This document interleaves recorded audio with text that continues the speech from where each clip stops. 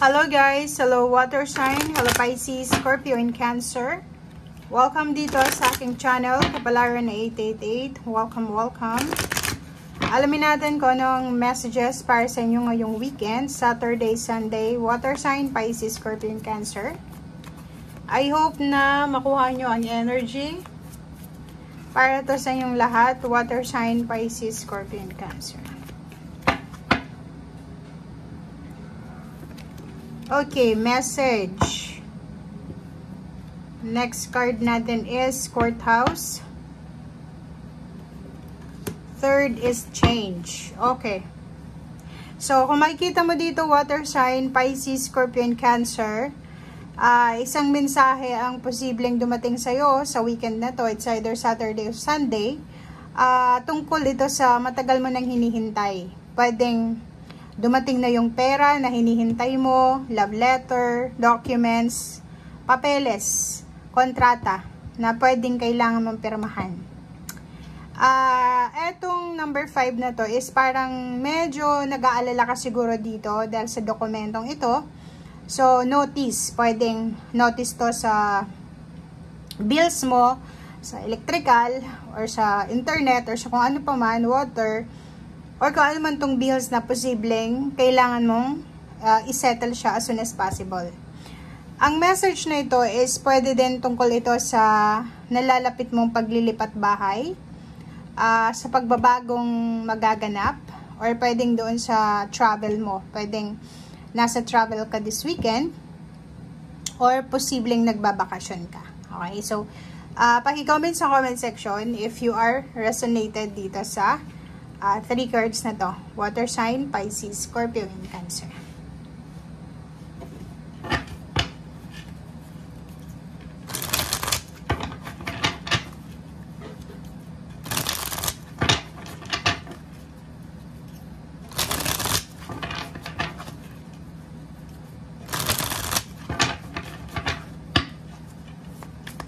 Water sign, Pisces, Scorpio, and Cancer.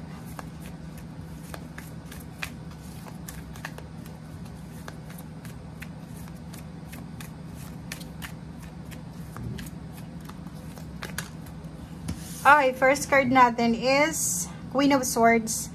Ang Queen of Swords na ito is parang nakikita natin dito na yung focus mo sa ngayon is posibleng magpahinga, or yung focus mo ngayon is yung pagsisave ng pera, or parang nakikita natin na may mas importante kang ginagawa or kailangan gawin or bigyan ng focus sa weekend na to. So, ang nakikita ko siya dito, pwedeng busy ka sa pag-aalaga ng iyong tahanan, paglilinis, pagdi-detox, pagdi-declutter, or yung iba sa inyo dyan is busy kayo sa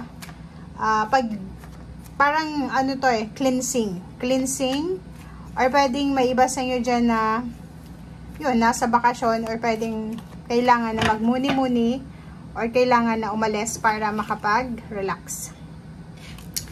7 of Cups, same din dito sa barahang to. So, ang barahang to is yun, pwedeng relocation, travel, moving on, choices, decision, ang nakikita natin dito.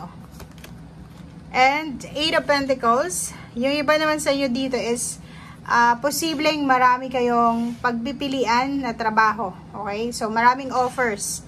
Pwedeng pagdating ng Marso, nakikita natin dito yung unlimited offers regarding work or business, or nakikita natin dito na may Pisces, Scorpio, and Cancer na magta-travel siya sa malayong lugar dahil doon siya magtatrabaho sa malayong lugar. So yun ang kailangan niyang bigyan ng focus. Pwedeng dumating na yung visa, kontrata, or kano pa man.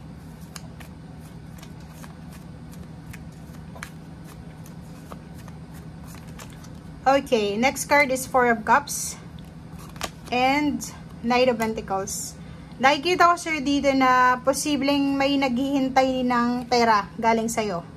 Pwedeng may kapamilya ka kasi ito ay Knight of Pentacles, it's a money matters, and then 4 of Cups.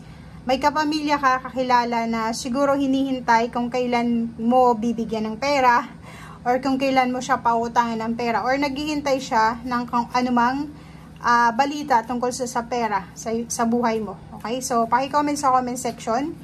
Parang nakikita natin, same sign mo din yan eh. Water sign, Pisces, Scorpion, Cancer din ang naghihintay sa'yo.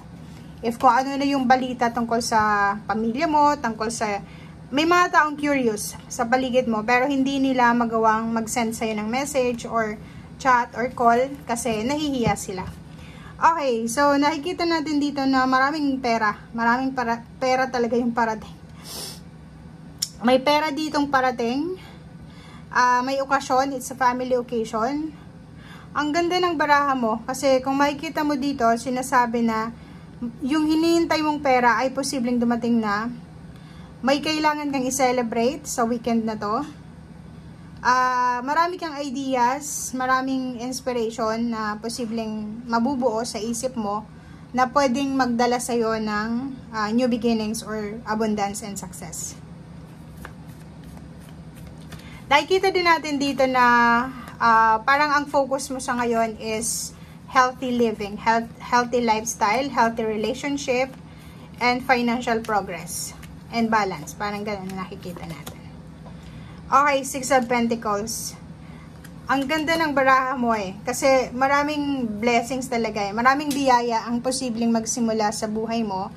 And ang blessings na ito ay posibleng magdadala sa'yo ng pagbabago talaga. So, pwedeng ang dami yung mga bagong ideas na pwedeng pagkakitaan or pwedeng may mag-share sa inyo or yung mga siguro related dito yung Pisces since it's your birthday month, siguro may mag-share sa inyo ng pera, may mag-share sa inyo ng pera or kayo ang hinihintay ng mga tao sa paligid mo na mag-share ng pera or tulong sa kanila.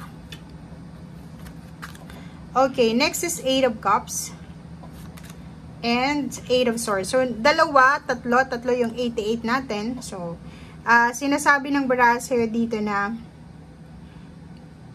etong weekend na to is malaking realization to para sa'yo na kailangan mo nang makaalis sa kung ano man na stagnation na mayroon ka.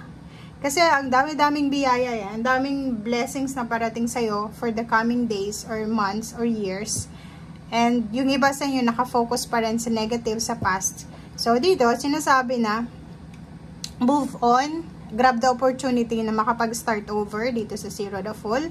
If ever may pagkakataon na makapagtrabaho ko sa ibang bansa, sa ibang company, makapag-explore, makapag-adventure, grab the opportunity guys kasi minsan lang yan dumarating sa buhay ng tao.